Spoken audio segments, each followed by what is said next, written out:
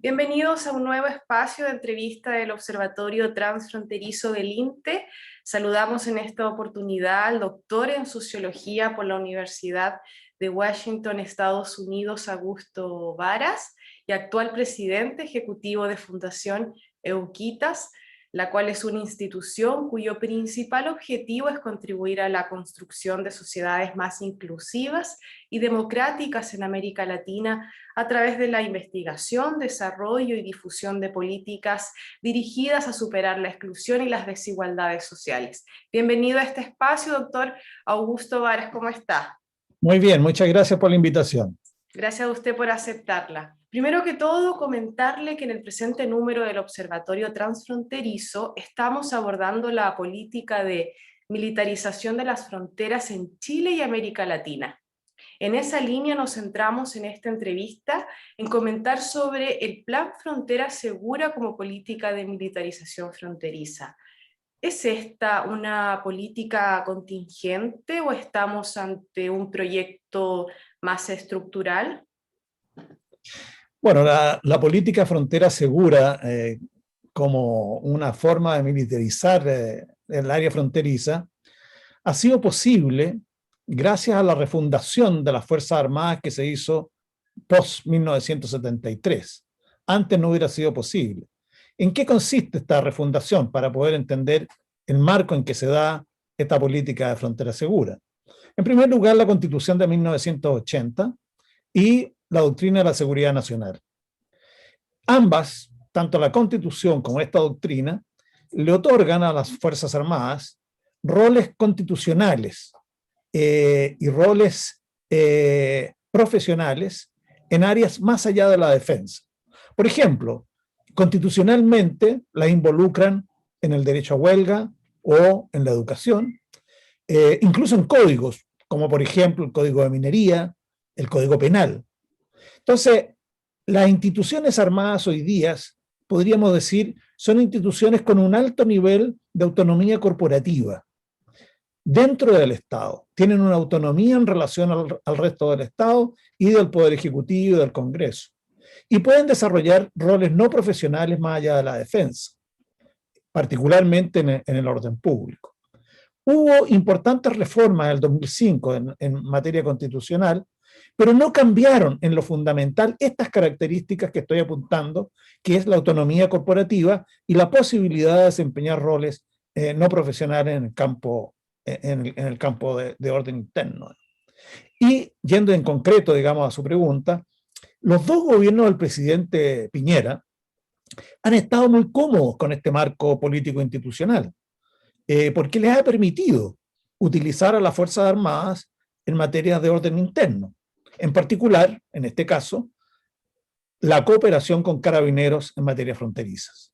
Entonces, es un sistema en el cual ambos gobiernos, estas dos administraciones, han proyectado las instituciones armadas en estas materias. Y en relación a este punto, por ejemplo, en las dos administraciones del presidente Piñera, han formulado políticas de defensa que incluyen las Fuerzas Armadas en roles no profesionales. Por ejemplo, el último decreto, que se llama Política de Defensa 2020, decretado y publicado en el Diario Oficial en mayo recién pasado, incluye, por ejemplo, dentro de muchas otras, la tarea de las Fuerzas Armadas en el crimen organizado transnacional, en el narcotráfico, en la preservación de nuestra identidad común, como si esto existiera.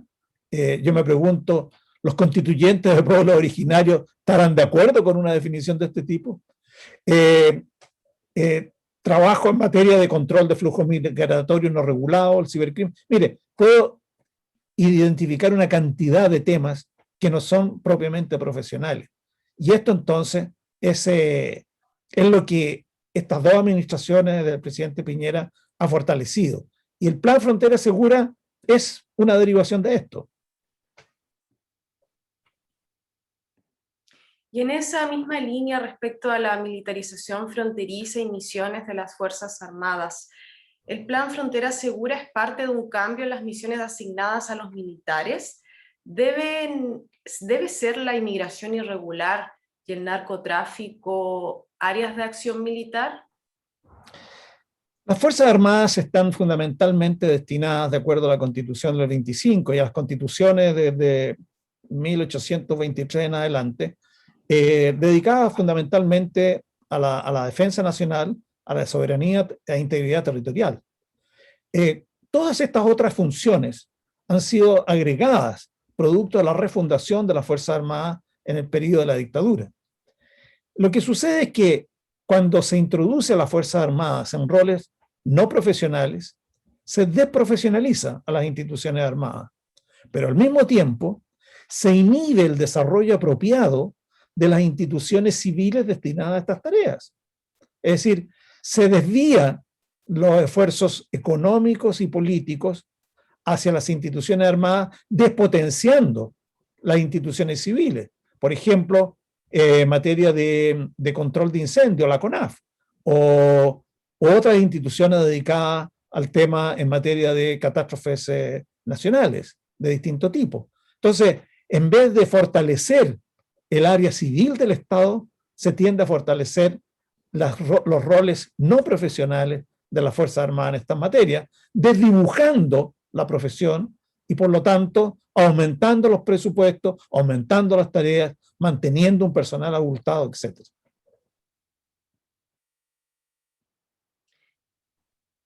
Y para finalizar, sobre las consecuencias de la militarización fronteriza, políticas como el Plan Frontera Segura, ¿pueden afectar a la profesionalización militar o a las denominadas relaciones cívico-militares? Las relaciones civil-militares van por una dimensión distinta. Las relaciones entre civiles y militares no dice relación con la inserción de las instituciones armadas dentro del Estado. Yo prefiero hablar de la dirección civil, de la supremacía civil sobre las instituciones militares. Y desde esa perspectiva me parece que introducir a las Fuerzas Armadas en el control de frontera, la inmigración ilegal, el narcotráfico y el crimen organizado, es una manera de sustituir las tareas policiales que deben ser cumplidas por carabineros. Ahora, la pregunta es por qué Carabineros no puede desempeñar estas tareas sin el apoyo de las Fuerzas Armadas. En consecuencia, más bien, habría que, más que potenciar el trabajo militar en estas áreas, habría que preguntarse por qué el Cuerpo de Carabineros de Chile no ha podido desarrollar las funciones que le competen de manera apropiada y, por lo tanto, apuntar a una reforma de fondo de estas instituciones para que puedan desempeñar bien las tareas para las cuales están diseñadas, sin la ayuda necesariamente el involucramiento de las Fuerzas Armadas en estas tareas que indudablemente las desprofesionaliza.